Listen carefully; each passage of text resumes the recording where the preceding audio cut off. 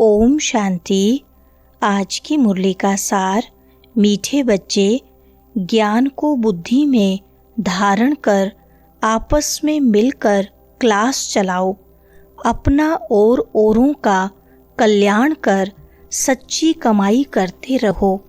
प्रश्न है, तुम बच्चों में कौन सा अहंकार कभी नहीं आना चाहिए? उत्तर है, कई बच्चों में अहंकार आता है कि यह छोटी छोटी बालकियां हमें क्या समझाएंगी। बड़ी बहन चली गई तो रूठकर क्लास में आना बंद कर देंगे। यह है माया के विघन। बाबा कहते, बच्चे, तुम सुनाने वाली टीचर के नाम रूप को न देख, बाप की याद में रह मुरली सुनो, अहंकार में मत आओ। सुनते हैं मुख्य पॉइंट्स। पहली पॉइंट यह है रूहानी बाप। अब बाप जब कहा जाता है तो इतने बच्चों का एक जिस्मानी बाप तो हो नहीं सकता। उनके ढेर बच्चे हैं। बच्चे जानते हैं अभी हम संगम युग पर बैठे हैं पुरुषोत्तम बनने के लिए। यह भी खुशी की बात है, बाप ही पुरुषोत्तम बनाते हैं। यह लक्ष्मी नारायण पुरुषोत्तम है ना। हर चीज पहले नई, उत्तम, फिर मध्यम, फिर कनिष्ठ अर्थात पुरानी बनती है। दुनिया का भी ऐसे है। दूसरी पॉइंट, ऐसी पढ़ाई को छोड़ दें तो उनको कहा जाता है महामूर्ख। कितना जबरदस्त खजाना मिलता है। ऐसे बाप को थोड़ी कभी छोड़ना चाहिए। जिन जिन बातों पर मनुष्यों को संशय आता है उस पर तुमको समझाना है। बहुत करके ब्रह्मा के लिए ही कहते हैं कि इनको क्यों बिठाया है, तो उनको झाड़ के चित्र पर ले आना चाहिए। देखो, नीचे भी तपस्या कर रहे हैं और ऊपर में एकदम अंत में बहुत जन्मों के अंत के जन्म में खड़े हैं। बाप कहते हैं, मैं इनमें प्रवेश करता हूँ। यह बातें समझाने वाला बड़ा अक्लमंद चाहिए। एक भी बेअकल निकलता है तो सभी बीके का नाम बदनाम हो जाता है। तीसरी पॉइंट, जो प्रीत बुद्धि है वह विजयंती और जो विपरीत बुद्धि है वह विनशंती हो जाते हैं। इस पर भी कई मनुष्य बिगड़ते हैं। फिर कोई ना कोई इल्ज़ाम लगा देते हैं। झगड़ा फसाद मचाने में देरी नहीं करते हैं। कोई कर ही क्या सकते हैं। कभी चित्रों को आग लगाने में भी देरी नहीं करेंगे। बाबा राय भी देते हैं, चित्रों को इंश्योर करा दो। आजकल लोग बहुत बहुत खराब हैं, बड़ी संभाल रखनी चाहिए। भाइयों को बहनों की संभाल रखनी है। लिखते हैं, बाबा आपने जो क्रिमिनल आई पर समझाया है यह बिल्कुल ठीक कहा है। यह दुनिया तमो प्रधान है ना।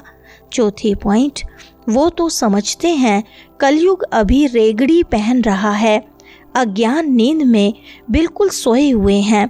कभी कभी कहते भी हैं, यह महाभारत लड़ाई का समय है तो जरूर भगवान कोई रूप में होगा।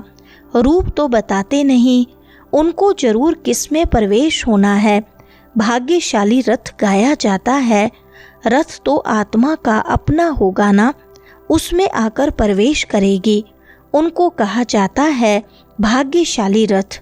पांचवी पॉइंट, यह चित्र आदि तो बनाए जाते हैं समझाने के लिए। ऐसी ऐसी बातें कोई सबकी बुद्धि में बैठती थोड़ी हैं। अगर धारणा होती है तो क्लास क्यों नहीं चलाते? 7-8 वर्ष में ऐसा कोई तैयार नहीं होता जो क्लास चला सके। बहुत जगह ऐसे चलाते भी हैं, फिर भी समझते हैं माताओं का मर्तबा ऊंच है, चित्र तो बहुत हैं, फिर मुरली धारण कर उस पर थोड़ा समझाते हैं। यह तो कोई भी कर सकते हैं, बहुत सहज है। फिर पता नहीं क्यों ब्राह्मणी की मांगनी करते हैं। छठी पॉइंट, मुरली तो कोई भी बैठ सुना सकते हैं ना। कहेंगे फुर्सत नहीं। यह तो अपना भी कल्याण करना है तो औरों का भी कल्याण करना है। बहुत भारी कमाई है।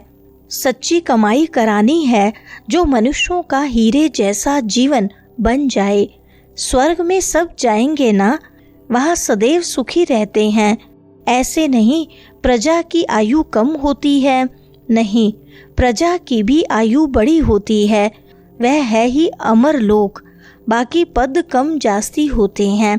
7वां पॉइंट, बाबा तो रोज समझाते रहते हैं, शिव बाबा तो टॉपिक पर नहीं समझाएंगे ना, वह तो सागर है, उछले मारते रहेंगे। कभी बच्चों को समझाते, कभी बाहर वालों के लिए समझाते। मुरली तो सबको मिलती है, अक्षर नहीं जानते हैं तो सीखना चाहिए ना। अपनी उन्नति के लिए पुरुषार्थ करना चाहिए, अपना भी और दूसरों का भी कल्याण करना है। यह बाप भी सुना सकते हैं ना, परंतु बच्चों का बुद्धि योग शिव बाबा तरफ रहे, इसलिए कहते हैं हमेशा समझो शिव बाबा सुनाते हैं। 8वां पॉइंट, यहाँ बैठे भी बहुतों का बुद्धि योग इधर उधर चला जाता है। यहाँ तुम यात्रा पर अच्छी रीति रह सकते हो, नहीं तो गांव याद आएगा, घर बार याद आएगा, ऐसे बहुतों का बुद्धि योग चला जाता है। यहाँ तुम यात्रा पर अच्छी रीति रह सकते हो, समझते हो शिव बाबा परम धाम से आए हैं। बाहर गावड़ों आदि में रहने से यह ख्याल नहीं रहता है। अपनी उन्नति के लिए पुरुषार्थ करना चाहिए, अपना भी और दूसरों का भी कल्याण करना है। 9वां पॉइंट, कोई समझते हैं शिव बाबा की मुरली इन कानों से सुन रहे हैं, फिर सुनाने वाले का नाम रूप याद न रहे। यह ज्ञान सारा अंदर का है, अंदर में ख्याल रहे शिव बाबा की मुरली हम सुनते हैं, ऐसे नहीं फलानी बहन सुना रही है, शिव बाबा की मुरली सुन रहे हैं। यह भी याद में रहने की युक्तियां हैं, ऐसे नहीं कि जितना समय हम मुरली सुनते हैं याद में है, नहीं। बाबा कहते हैं बहुतों की बुद्धि कहाँ कहाँ बाहर में चली जाती है, खेती बाड़ी आदि याद आती रहेगी, बुद्धि योग कहाँ बाहर भटकना नहीं चाहिए। 10वां पॉइंट, कोई बहुत लालची बन जाते हैं, लालच का भी भूत होता है, तो माया की प्रवेशता ऐसी होती है जो भूख करते रहते हैं, खाऊं पेट में बलाऊं। कोई में खाने की बहुत आसक्ति होती है, खाना भी कायदे अनुसार होना चाहिए। ढेर बच्चे हैं, अब बहुत बच्चे बनने वाले हैं, कितने ब्राह्मण ब्राह्मणियां बनेंगे। बच्चों को भी कहता हूँ तुम ब्राह्मण बन बैठो, माताओं को आगे रखा जाता है। शिव शक्ति भारत माताओं की जय। 11वां पॉइंट, तुम हो सर्वोत्तम ब्रह्मा मुख वंशावली ब्राह्मण कुलभूषण स्वदर्शन चक्रधारी। नया कोई सुने तो कहेंगे स्वदर्शन चक्र तो विष्णु को है, यह फिर इन सबको कहते रहते हैं, मानेंगे नहीं, इसलिए नए को सभा में अलाउ नहीं करते, समझ नहीं सकेंगे।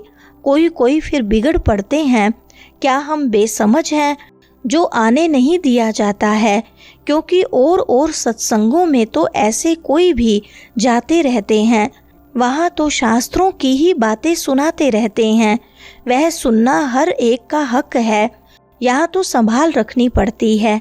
वरदान है निमित्त भाव की स्मृति से हलचल को समाप्त करने वाले सदा अचल अडोल भव। विस्तार है निमित्त भाव से अनेक प्रकार का मैंपन मेरापन सहज ही खत्म हो जाता है।